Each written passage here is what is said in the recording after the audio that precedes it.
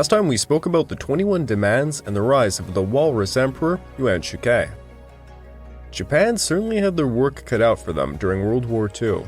Seizing upon every possible opportunity, Japan occupied Shandong province, and after the siege of Tsingtao, they forced China to accept the unbelievable 21 demands. Yuan Shikai tried to stall and negotiate, eventually reaching 13 demands, but yet again China was served a terrible humiliation, and it would even become a national day of humiliation henceforth. Then Yuan Shikai completely organically, no fault of his own, became the Hongxian Emperor over a new dynasty. The new monarchy of China lasted a solid 83 days before Yuan Shikai was forced to abdicate, lest every single province declare their independence. All of this was occurring during the vacuum of World War I, which was still raging on.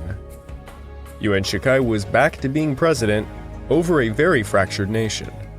This episode is China and the Treaty of Versailles.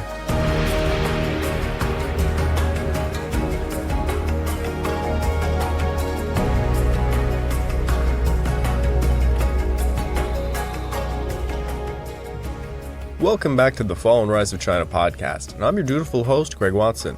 But before we begin, I just want to remind you all that this podcast is only made possible through the efforts of Kings and Generals over at YouTube. Perhaps you want to learn a bit more about the history of Asia? Kings and Generals has an assortment of episodes on the history of Asia, and so much more, so go give them a look over at YouTube. So please subscribe to Kings and Generals over at YouTube and continue to help us produce this content by checking out www.patreon.com/kingsandgenerals. And hey, don't forget about our sister podcast over at the Pacific War Week by Week podcast, written and narrated by me. And if after all that, if you're still hungry for some more history-related content, why don't you check out my personal channel, the Pacific War channel, over at YouTube. Over there, I just released a full documentary on the Battle of Attu, and it's a bloody one. And if you prefer, you can listen to it as a podcast over on Spotify or wherever you get your podcasts. Just check out the Pacific War channel. Also, please check out my Patreon account at www.patreon.com/thepacificwarchannel, where you can find exclusive podcasts. Over there, I just released a 2-part series on the complete history of the USS Enterprise, but now a poll is up for what will be the next exclusive podcast. For as little as $2, you get the exclusive podcast and much more. Yuan Shikai's short-lived monarchy did not end China's national crisis. When he abdicated, you would assume this would have eased tensions a bit. But the people of China found out Yuan Shikai was going to stay on as president. The people were pretty pissed off, as you can imagine. The calls for his abdication were followed up by calls for him to simply step down as president. In early April of 1916, Tai Le, speaking on behalf of Yunnan, Guizhou, and Guangxi provinces, put forward 6 demands to solve the crisis. Demand number 1, Yuan Shikai had to step down and go into exile. Number 2, his stooges, the 13 principal monarchist supporters, were to be executed. Number 3, Yuan Shikai's vast property was to be confiscated. Number 4, Yuan Shikai's descendants were to be stripped of citizenship. Apparently, Yuan Shikai ignored these demands off the bat, prompting Tai Le to add number 5. Yuan Shikai would be charged with treason and punished by laws passed by Congress. In April and May of 1916, more provinces declared independence, such as Guangdong, Zhejiang, Shaanxi, Sichuan, and Hunan province. The provincial leaders, many of whom were Yuan Shikai loyalists like Qian Yi of Sichuan or Tang Jiangming of Hunan, labeled him an illegal leader, condemning him as a villain, severing all ties to him. Talk about choosing your friends wisely. Thus, by May of 1916, most of southern China was independent, waiting for Yuan Shikai to step down. Everybody expected it would be Liu Yung-hung who would take presidency. Dr. Sun Yat-sen did not play a significant role in this anti-Yuan Shikai movement, but he did make some grand speeches. For example, in April of 1916, he said this: "Only after the principal culprit, Yuan Shikai, is exterminated could the constitution be restored and the republic be revived. If Yuan Shikai continues to rule, the country cannot be preserved. All Chinese must annihilate the evil thoroughly and never be tolerant towards Yuan Shikai. For only after the national thief is wiped out could the republic attain peace." Yet again, China was seeing a north-south governmental divide. According to Yuan Shikai's daughter, Yuan Shikai, his health deteriorated in early 1916 and he suffered from major depression. Now, Yuan Shikai was certainly not a physically healthy guy. Again, the walrus quips that I make are kind of valid. He often got ill. He rarely left the presidential palace, and he kept himself quite isolated. I would imagine this was to thwart assassination attempts, which there were many. Apparently, all the men in his family lineage tended to die before the age of 50. Regardless, his overeating probably was the main culprit. Despite all of this, he stubbornly would not step down. Even while sick in bed, he continued to read official documents at his bedside.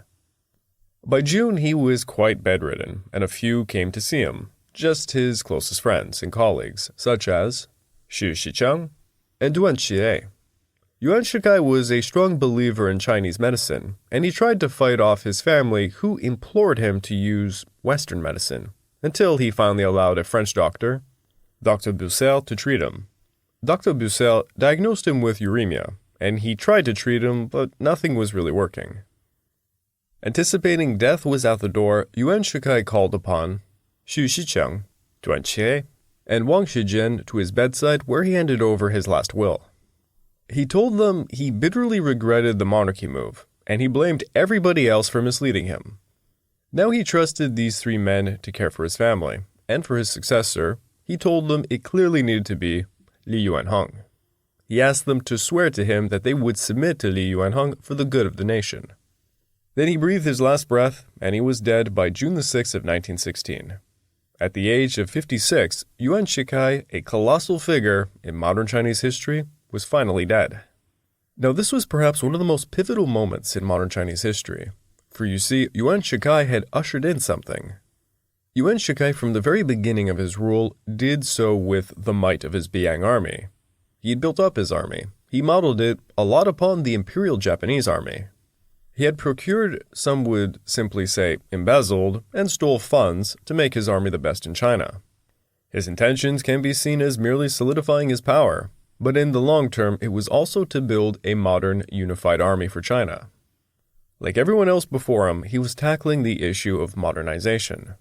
His process was a lot like a mafia mobster, though. He installed men loyal to him in various positions. By this point, I've named countless of them. Many of these men were basically what we would call military governors. They were trained to lead armies, and they all had ambitions politically. There were, of course, those outside his Beiyang clique, as it came to be called, such as Dr. Sun Yat-sen's Kuomintang, and the provinces that had all declared independence like Sichuan, Guangdong, Hunan, Guangxi, Yunnan, and later on, the CCP will be a player as well. He had set up this elaborate system that we will call warlord control. I literally just made that up. Yuan Shikai's warlords were the baddest of the bunch, and with him as the father of warlords, he at least had a firm grasp over China.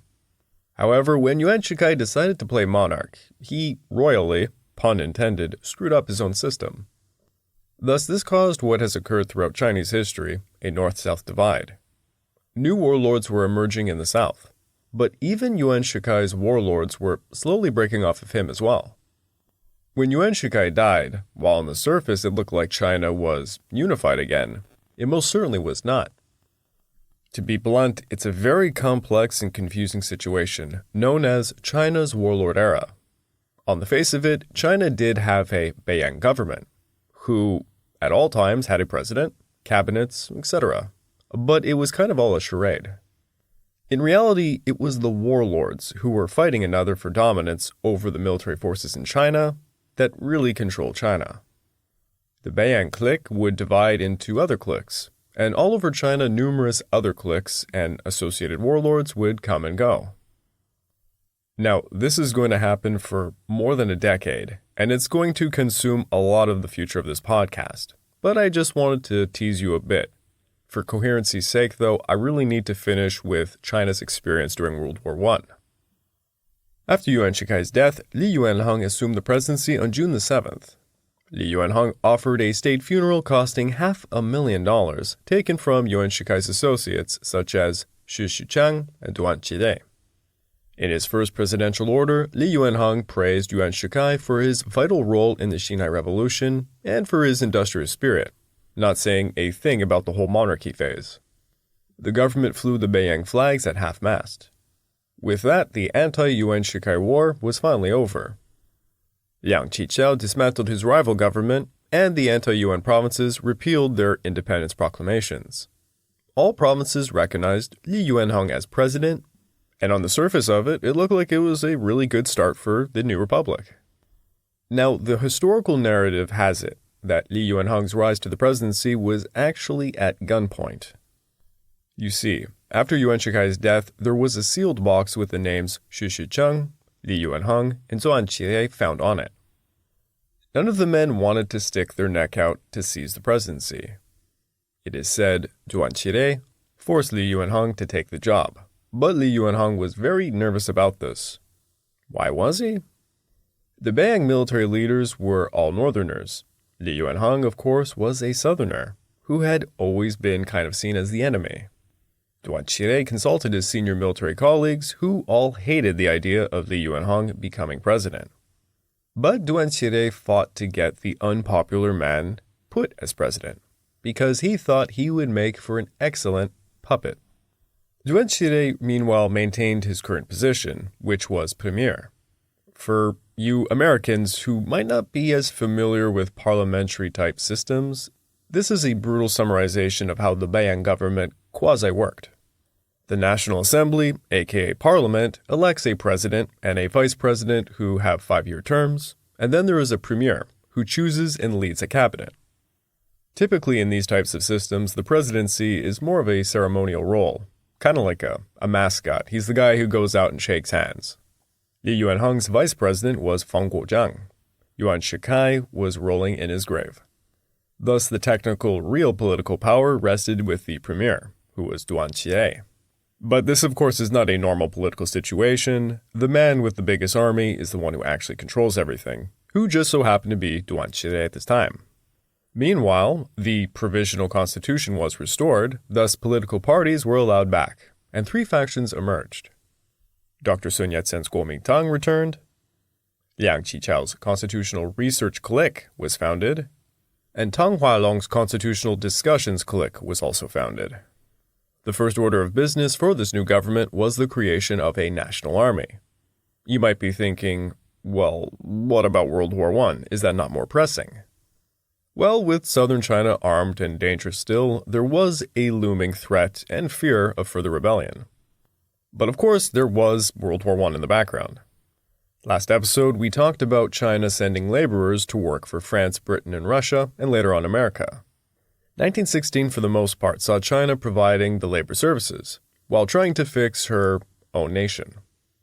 Then on February the 17th of 1917, the French cargo ship SS Athos was sunk by German U-boat U-65. The ship was carrying 900 Chinese workers on their way to Faust, and 543 of them were killed tragically. Premier Duan Qirui and Liang Qichao both wanted to join the war on the Entente side, seeing it as a kind of tool to help China. President Liu Yung-hung and Dr. Sun Yat-sen both opposed the idea. But Duan Qirui strong-armed the issue, having China break diplomatic ties with Germany. Duan Qirui was also up to something else. In January of 1917, Prime Minister Teraichi of Japan sent a secret envoy who happened to be a private businessman named Nishihara Kamezu. Nishihara was given the task of finding out who was really in control of the current Beiyang army, or better said, who controlled the strongest inner clique within it. That man happened to be Duan Qirui. Nishihara had a financial backing of the current Minister of Finance, Shoda Kazuo, who was also the former president of the Joseon Bank in Korea.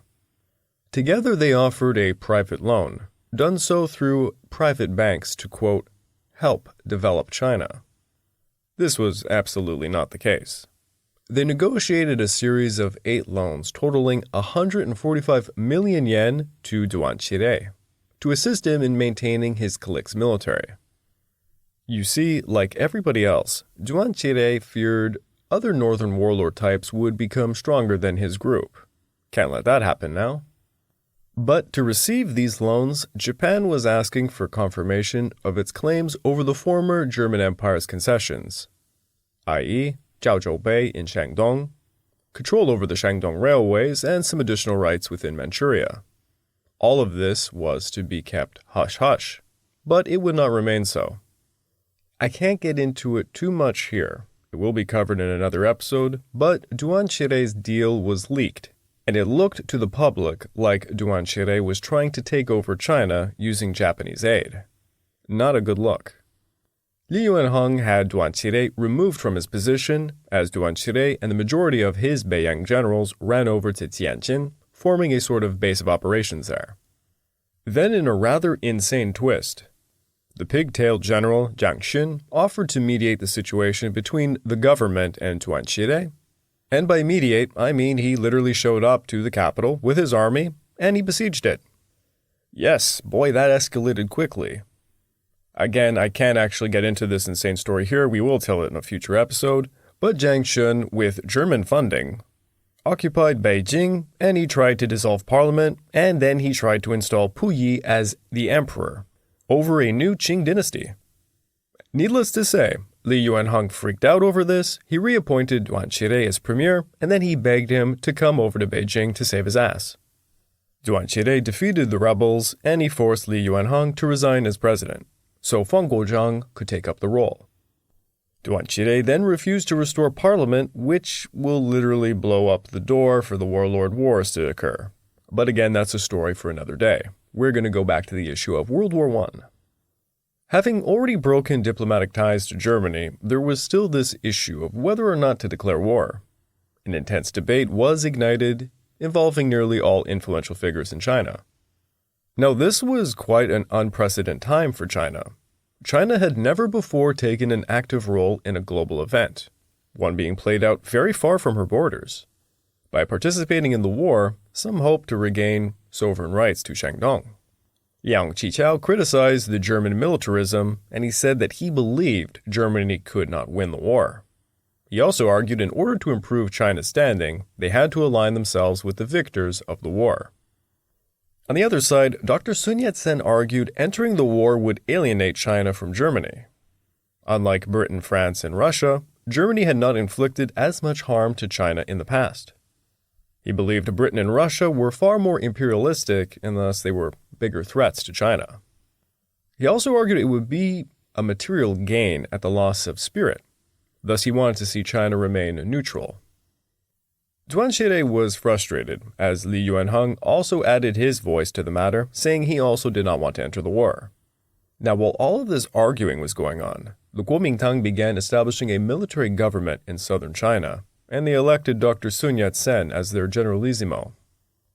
Regardless, Duan Qirui took matters into his own hands, and he declared war on the Central Powers on August 14th. German and Austro-Hungarian concessions in Tianjin and Hankow were quickly seized. China then declared that the Boxer Protocol payments to Germany and the Austro-Hungarians were done with. Now, Duan Qirui hoped by entering the war, China might gain some international prestige and eliminate some of her unequal treaties with other global powers. He and countless others hoped to get rid of indemnity payments, like the Boxer Protocol, and to regain control over the Shandong Peninsula. Notably, China continued to send laborers to help the war effort, but she would never send combat troops. China's actual participation in the Great War remained very minimal. It was constrained to confiscating some German shipping along their coast and continuing to support the Entente powers with labor. China did try multiple times to offer naval and military assistance, even a token combat unit to the Western Front, but it just never came to be. Honestly, it was an enormous lost opportunity. For some of you Westerners, this might be a huge surprise, but Thailand sent combat units to World War I. And Thailand profited heavily from this. They were even in the parade after the war was over. It's a really interesting story. A lot of Southeast Asian nations participated in World War I one way or another. If you want to hear more about that, I have this extraordinary documentary over on the Pacific War Channel titled Asia During World War I. Or if you want to hear just the parts about Southeast Asia, there's an independent episode called Southeast Asia During World War I. Also, I don't really publicize this much, and I don't know why to be honest, but I have a podcast channel called the Pacific War Channel, where just about all of my YouTube episodes are turned into podcasts, so that documentary and those episodes can be found there as well, alongside numerous other episodes I've recently been doing. I'm trying to pick up my podcast game a little bit over there. Germany surrendered on November the 11th of 1918, and hopes were so high in China, they declared a 3-day national holiday. China had achieved her primary goal, being granted a seat at the Paris Peace Conference. She had been given actually 2 seats, as she had not provided combat troops like other nations, who would be given more seats. For example, Japan was given 5 seats, since she did provide combat troops. Now, because of Dr. Sun Yat-sen's southern government, there basically was 2 sets of envoys sent to Paris. The Beiyang, or northern government members, and Dr. Sun Yat-sen's southern government members. Heading the Beiyang was Liu Yung-hung, who was accompanied by Wellington Koo, Tao Yulin, Hu Weida, Alfred Zhu, and some other advisors. On behalf of the southern government was Wu Chaoshu, and although not an official delegate, so was C.T. Wang. Overall, Liu Yung-hung was the leader of the Chinese delegation, but Wellington Koo, sort of a master negotiator, came to become the main man. China's demands at the conference were territorial, economic, and political. In regards to territory, the delegation proposed the internationalization of the Manchurian railways and rivers. Alongside this, they also asked for foreign treaty ports and communities to remain short-term in order for China to transition them back into her ownership for a long-term strategy. In regards to politics, China wanted the elimination of all legation guards, removal of all foreign troops stationed in China, and the abolition of extraterritorial rights. In regards to economics, China sought to regain full sovereignty over her tariffs and railways. Altogether, these demands would be a dramatic improvement of her international standing. It would place her on a much more equal footing with the great powers. Now, for those of you less familiar with World War I, this came directly at the same time as America's worst president, in my opinion, President Woodrow Wilson's 14 points. Again, I will do the boring professor-like thing by listing the points, but don't worry, I did it in a summarized form. Point number 1, open diplomacy without secret treaties.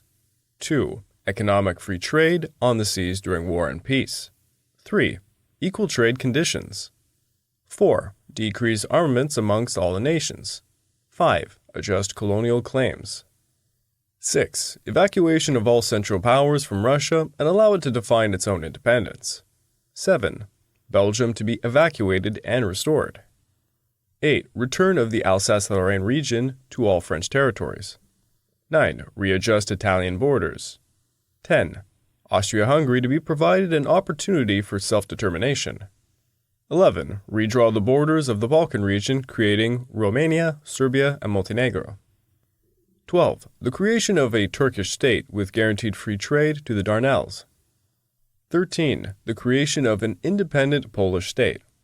And 14, the creation of the League of Nations. Given the points, such as the right of self-determination of peoples, the Chinese delegation felt pretty good about their stance.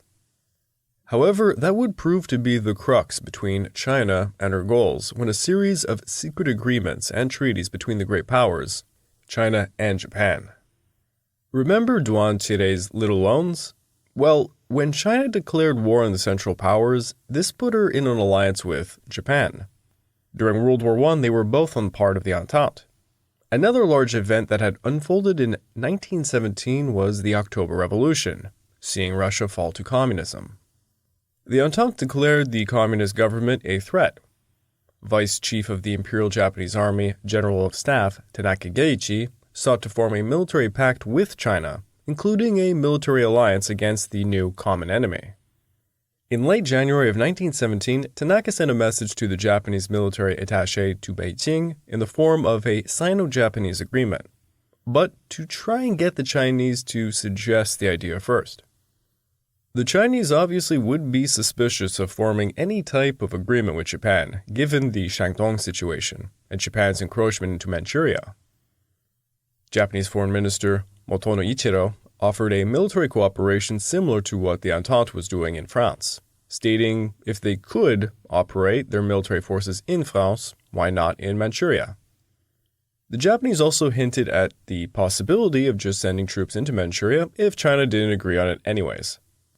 On March the 3rd of 1918, the Germans and Soviets signed the Treaty of Brest-Litovsk, leaving some 100,000 German POWs scattered about Siberia, and this scared China quite a bit. Thus, on March the 8th, the Japanese government began forming plans for a Sino-Japanese Agreement and informed the Chinese ambassador in Tokyo, Zhang Zhongzhang, about it. A team led by Major General Seito Sujiro went to Beijing to negotiate the terms of the agreement. On March 25th, Zhang Zhongzhang and Minister Motono both agreed enemy forces were spreading rapidly along the Russian border, threatening the Far East. Thus, they agreed to a joint defense agreement. This got leaked to the public in early April, and the opposition in China spread dramatically. Japan pretty much made its intents with the Sino-Japanese alliance known. The alliance would allow for free movement of Japanese troops within Chinese territory, that some resources would be commandeered for the military. A bit of domestic politics would probably be interfered with also, and they pretty much were going to plant pro-Japanese forces all across China. On May the 3rd, Tanaka Geichi visited Zhang Zhongxiang and demanded an apology from the Chinese side for doubting Japan's intentions and failing to ratify things. He stated if China did not agree to the alliance, the Nishihara loans would be withheld. Duan Qirui could not stomach such a thing, so negotiations recommenced on May the 16th and the agreement was signed, secretly. The Sino-Japanese Agreement consisted of 12 major articles. The second article established the parties of the agreement were equals. The third article specified that the Chinese authorities must try their best to cooperate with the Japanese military in the relevant regions and prevent them from experiencing any obstacles in their operations. The fourth article specified the Japanese troops would be entirely withdrawn from Chinese territory at the termination of the war. The seventh article specified the placement of liaison officers in each party's military to facilitate communications between the two parties and specified that both parties must provide whatever resources are required to facilitate their joint defenses. As usual, Japan demanded the negotiations be made secret, but they would be leaked immediately. Now back to the Paris Peace Conference, China had thus agreed to grant Japan several things that contradicted what she sought at the peace talks. For one thing, she sought to reclaim the Shandong Peninsula. Back in 1915, Yuan Shikai's government had signed the 13 demands, but Wellington Koo argued that it had been an unequal treaty imposed upon China in a moment of her weakness. Wellington Koo gave an impassioned speech about the importance of the Shandong province to China, describing it to everyone as the cradle of Chinese civilization, a holy land for the Chinese. It was the birthland of Confucius and Mencius. If Japan was allowed to continue its lease over the Shandong territory, it would provide the government of Tokyo with a strategic gateway to all of northern China. As for the second Sino-Japanese treaty, in which China agreed to allow Japan's occupation of Shandong amongst other things, well, the Chinese delegation had no idea about that agreement. Yes, the delegation team found out about this agreement at Paris. It was a pretty big surprise when the Japanese delegation literally just pulled out a piece of paper and read the treaties signed with Duan Qirui and all. It was very embarrassing for the Chinese delegation, to say the least. Then, to make matters even worse, the Entente powers, specifically Britain and France, also acknowledged that they had signed secret agreements with the Empire of Japan, giving her rights to the Shandong Peninsula, since she had entered the war to help them out. You could probably hear sad violin music in the room. The Chinese delegation, in absolute desperation, looked towards the United States for help, hoping Woodrow Wilson's right to self-determination would bend to their favor. Woodrow Wilson said Shandong should be given to Japan, probably hoping to add Japan's favor in forming the League of Nations later. The global powers then pretty much ignored the Chinese delegation after that. Henceforth, the Chinese felt Woodrow Wilson had betrayed China, though as much as I hate to say it, it really wasn't his fault. He was simply balancing a number of secret agreements made, and there were many promised to Japan. But that certainly does not absolve him from the rest of the horrifyingly terrible shit that he did during his presidency. Honestly, if you don't know about him, look him up. He was such a terrible president. Thus, in Article 156 of the Treaty of Versailles, the official transfer of the Shandong Peninsula was given to the Empire of Japan rather than being returned to China. China denounced this transfer, stating Shandong was the birthplace of Confucius, the greatest Chinese philosopher, and would be on par to the Christians conceding Jerusalem. China demanded the Shandong Peninsula be returned to China, an abolition of all privileges afforded to foreign powers in China, such as extraterritoriality, and for the cancelment of the 13 demands with the Japanese government. The Western powers simply refused all of China's demands and dismissed them. As a result, Wellington Koo refused to sign the Treaty of Versailles in protest. Thus, China was yet again humiliated on the world stage. Worse yet, the ongoing news of what was going on at Versailles had caused probably one of the greatest movements in modern Chinese history to be unleashed back home. I would like to take this time to remind all of you that this podcast is only made possible through the efforts of Kings and Generals over at YouTube. Please go subscribe to Kings and Generals over at YouTube and continue to help us produce this content by checking out www.patreon.com/kingsandgenerals. And hey, don't forget about our sister podcast over at the Pacific War Week by Week podcast, written and narrated by me. And if after all that, you're still hungry for some more history, check out my personal channel, the Pacific War channel over at YouTube. Over there, I just released a full documentary on the Battle of Batu. It's a real bloody one. Also, please check out my Patreon account at www.patreon.com/thepacificwarchannel, where I have more exclusive podcasts. There is a poll going on right now about what will be the next episode, and it looks like it might be how the century of humiliation created the modern People's Republic of China we see today. So please check it out. China was absolutely devastated by the Treaty of Versailles. Their fractured nation had been the victim of double dealings, and now the Shandong problem would plague them for some years. However, back home, an incredible movement was quickening up, fueled by the anger of students and workers.